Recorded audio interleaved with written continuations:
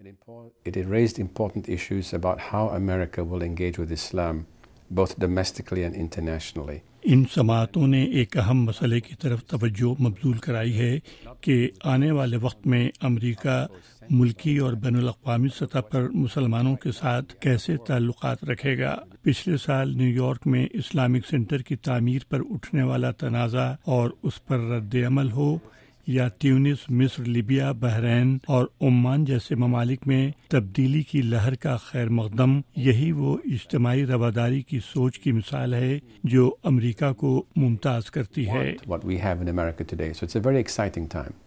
My dear brother Rabbi Mark Schneier and my dear brother Russell Simmons for having arranged this wonderful rally. امام فیصل عبدالرؤف کہتے ہیں کہ ان سماعتوں کے خلاف گزشتہ ہفتے نیو یارک میں ٹائمز اسکوائر کے مقام پر ہونے والے مظاہرے کے تجویز کنندگان بھی ان کے غیر مسلم دوست اور مقامی مذہبی رہنما تھے۔ There are many people of other faith traditions who are our friends who believe that to target any religion is wrong.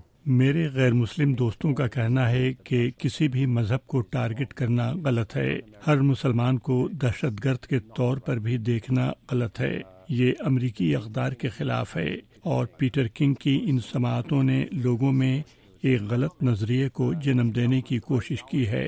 میرے خیال سے یہ سماعتیں امریکہ میں اسلام اور مسلمانوں کی موجودگی اور اس معاشرے میں ان کی حیثیت کو ایک امریکی مسلمان کے طور پر واضح کریں گی۔ ہم مسلمان دہشت گردی کی مخالفت کرتے ہیں اور تمام مسلمانوں کو شک کی نظر سے دیکھنے کا کوئی فائدہ نہیں ہوگا۔ It is not helpful if all Muslims are painted by the brush of terrorism. امام فیصل گراؤنڈ زیرو کے مقام کے قریب مجوزہ اسلامک سینٹر کی تعمیر کے حوالے سے بھی تنقید کا نشانہ بنے رہے ہیں۔ ان کا کہنا ہے کہ یہ تنازع مکمل طور پر سیاسی نوعیت کا تھا۔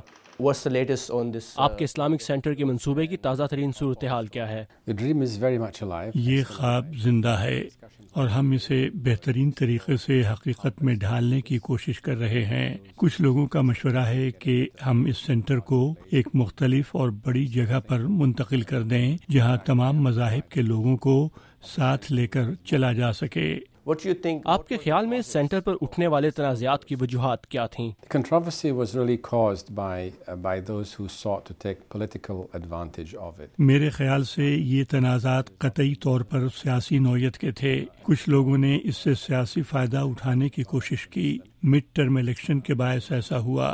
لوگوں نے تو صدر اوباما کے مسلمان ہونے کے دعوے بھی کیے، تو اسلامی فوبیا کا کارڈ استعمال کیا گیا، جبکہ نیو یارک کے میئر بلومبرگ نے بھی کہا کہ یہ ہلچل نومبر 3 کے بعد ختم ہو جائے گی، اور ایسا ہی ہوا۔ It's going to die no later than November 3rd. So you have been engaging not آپ حال ہی میں بین المذاہب مکالموں کے سلسلے میں مشرق وسطیٰ بھی گئے، کیا آپ نے اس انقلاب کی بازگشت سنی جو آج ہم دیکھ رہے ہیں؟ Well, what I have observed, what I did observe in my trip to Bahrain, میں نے بحرین میں دیکھا کہ کچھ فرقوں کے لوگ خوش نہیں تھے۔ مصر میں بھی نوجوانوں میں ایک بہتر مستقبل کی امنگ تھی، لیکن کیا میں نے ایسے انقلاب کو آتے دیکھا جو حکومتیں گرا دے؟ نہیں۔ no, I didn't. what caused it? آپ کے خیال میں اس انقلاب کی وجوہات کیا تھیں؟ Well, the causes are the frustrations. میرے خیال سے اس کی وجہ وہ احساس محرومی اور مایوسی تھی جو لوگوں کے اندر موجود تھی۔ جب تیونس میں انقلاب آیا تو دوسرے ملکوں کے لوگوں نے بھی سوچا کہ وہ بھی ایسا کر سکتے ہیں، اور اس طرح یہ پھیلتا چلا گیا لیبیا تک۔ میرے خیال سے ہمیں مسلمان دنیا میں اس کی ضرورت ہے۔ These revolutions, مسلمان اور عرب دنیا میں انقلابی تبدیلیاں امریکہ میں بسنے والے مسلمانوں پر کیسے اثر انداز ہوں گی؟ Muslims in the United States. That's an excellent question. Positively, very positively. مثبت انداز میں، بہت مثبت۔ جو تبدیلی ہم نے مصر میں دیکھی اس میں مختلف مذاہب کے لوگ مل کر آگے آئے۔ تحریر اسکوائر میں مسلمانوں نے قرآن اور عیسائیوں نے صلیب اٹھا کر مل کر احتجاج کیا۔ اس سے یہ بات واضح ہوئی کہ مسلمان ملکوں میں بھی لوگ جمہوریت چاہتے ہیں، اور جب مسلمانوں میں جمہوریت پروان چڑھے گی، باقی دنیا کے لوگ مسلمانوں کو جمہوریت پسند اور اجتماعی رواداری کے احساس کے ساتھ دیکھیں گے، اور یہاں بسنے والے مسلمانوں کے لیے یہ بہت فائدہ مند ہوگا۔ And in this regard, we see اس ضمن میں ہم نوجوان نسل اور سوشل میڈیا کا ایک اہم کردار دیکھ رہے ہیں. Yes. how do you see that can we use the same آپ کے خیال میں کیا اس کے ذریعے ہم مغربی ملکوں میں موجود مسلمانوں کو منظم اور بین المذاہب مکالموں کی کوششوں میں شامل کر سکتے ہیں؟ Absolutely. This is what we're doing right now.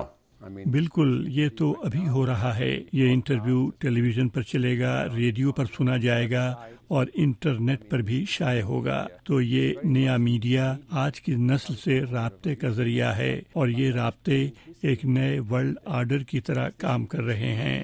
آج رنگ و نسل کا فرق مٹ رہا ہے. جو انقلاب آج تیونس، مصر، لیبیا اور عمان میں ہم دیکھ رہے ہیں، حتیٰ کہ چین میں بھی اس کی بازگشت سنائی دے رہی ہے. یہ رواداری پر مبنی مستقبل کی لہر ہے جو چل رہی ہے. ہم چاہیں یا نہ چاہیں، ہمیں اس کے لیے تیاری کرنی ہوگی. Get ready for it. Thank you, ma'am. Nice talking to you. Thank you very much. Thank you so much for giving us time.